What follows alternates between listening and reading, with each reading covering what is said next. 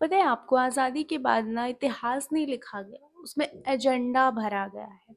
मैं आपको बताती हूँ कैसे। सुभाष चंद्र बोस, सरदार वल्लभ भाई पटेल, भीमराव अंबेडकर, ये सब नेहरू से काम के मामले में काफ़ी ऊपर थे, लेकिन उन्हें इतिहास में नेहरू से कमतर ही दिखाया गया है। क्यों? क्योंकि पहले प्रधानमंत्री तो नेहरू बन गए थे, तो उनके हिसाब से हिस्ट्री लिखी गई। हिस्ट्री लिखने वाला कौन था? रोमीला थापर, इमरान हबीब। बताओ, ये लोगों ने इतनी छेड़छाड़ की है ना इतिहास से, मतलब जो मन आया वो इन लोगों ने भर दिया। मैं इधर उधर की ज़्यादा बात नहीं करूंगी, आज मैं सीधे बात करूंगी। 13 अप्रैल 1919 को आप सबको पता है कि जलियांवाला बाग नरसंहार हुआ था। जनरल डायर ने एक 6 महीने के बच्चे को भी नहीं देखा, 80 साल के बुजुर्ग को भी नहीं देखा, सबको गोलियों से भून दिया। लेकिन आपने कभी सोचा है कि क्योंकि क्योंकि जलियांवाला बाग एक बाग था, चारों तरफ चार दीवारी से घिरा था, किसी को दुनिया में किसी को उसका सच मालूम ही नहीं पड़ता, लोग वहां से बाहर नहीं निकल पा रहे थे, तो आपने कभी सोचा है कि वो सच दुनिया वालों के सामने कैसे आया? क्योंकि उस वक्त आप 1919 का देख लो कि उस समय कांग्रेस पार्टी बन चुकी थी और उनका इस नरसंहार पर शायद ही कोई रोल था, या शायद ही उस समय ना पूरे उस खेमे में सन्नाटा था। लेकिन एक इंसान थे, वो कांग्रेस के अध्यक्ष रह चुके हैं, लेकिन बाद में उन्होंने कांग्रेस की कई बार निंदा भी की है।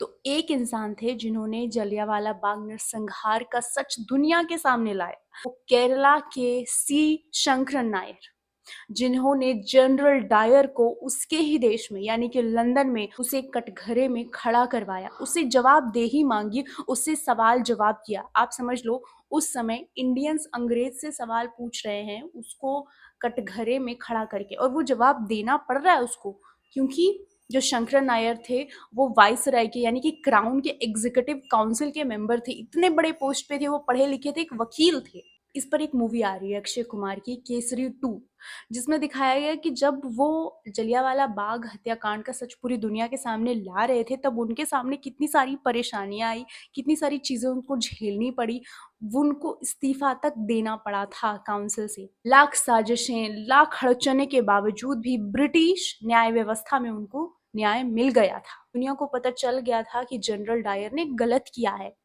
लेकिन हमारा इतिहास देखो, हमारे इतिहास लिखने वालों को देखो, ये इतिहास से मिटाने की ताबड़तोड़ कोशिश हुई आजादी के बाद।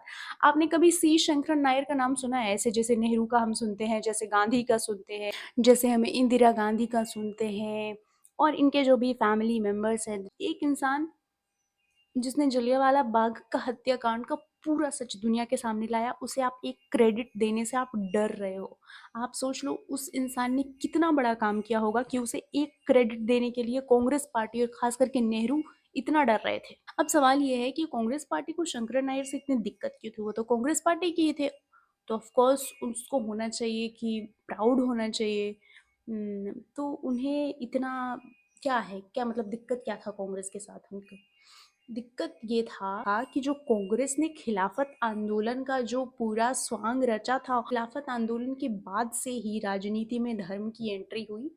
और उसके बाद जो मोपला नरसंहार हुआ था ना केरला में, विद्रोह जिसको बोला जाता है, जो केरला के मालाबार क्षेत्र में हुआ था, वो असल में नरसंहार था। लेकिन इस पूरी चीज को ऐसे पोर्ट्रे किया गया कि ये किसान विद्रोह था, कि किसान विद्रोह इसलिए क्योंकि जो जो हिंदू थे केरला में, उस क्षेत्र में जो जमींदार थे वो हिंदू थे, और जो किसान थे वो मुस्लिम थे। वो जमींदार थे तो उनके खेतों में ये लोग मजदूर काम करते थे, तो उन्होंने विद्रोह कर दिया। तो विद्रोह कैसा किया? उन्होंने जाके हिंदू महिलाओं के धर्मांतरण कराए, उनके साथ रेप किया, उनकी इज्जतें लूटी, और तो और मंदिर जला दिए गए। ये कैसा विद्रोह था? ये किसानों का विद्रोह था, मंदिर जला दिए गए। इसी को लेकर जो सी शंकर नायर ने, उन्होंने कांग्रेस की भयानक तौर पे निंदा की। उन्होंने कहा कि कांग्रेस की चुप्पी, खास करके ये जो धर्म से प्रेरित नरसंहार हो रहा है, उस पर कांग्रेस की चुप्पी बेहद शर्मनाक है। उन्होंने अपनी किताब गांधी एंड अनार्की में इसका जिक्र किया है, आप जाके पढ़ लेना।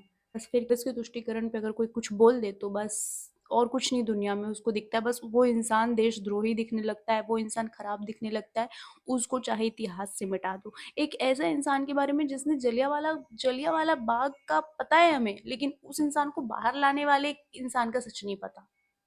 कितनी विडंबना की बात है, आप बताइए। केसरी फिल्म आ रही है, उसमें लोगों को सच्चाई पता चलेगा कि उन्होंने कैसे अपनी जान पे खेलकर, क्योंकि उस समय पे ब्रिटिश के खिलाफ बोलना, आपको तो पता है, राजद्रोह माना जाता था, क्राउन द्रोह माना जाता था। और उस वक्त पे उन्होंने जनरल डायर को कटघरे में बिठाया, और उसके बाद भी कांग्रेस ने उनका इतिहास ही मिटा दिया।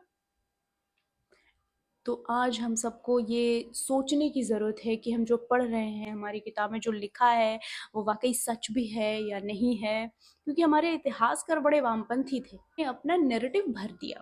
उन्होंने बाबर और औरंगजेब, अकबर को महान राजा बताए थे, लेकिन इनसे एक चैप्टर नहीं लिखा गया सी शंकर नायर पे। आप सोच लो ये किस कदर किस एजेंडे से भरे हुए लोग थे।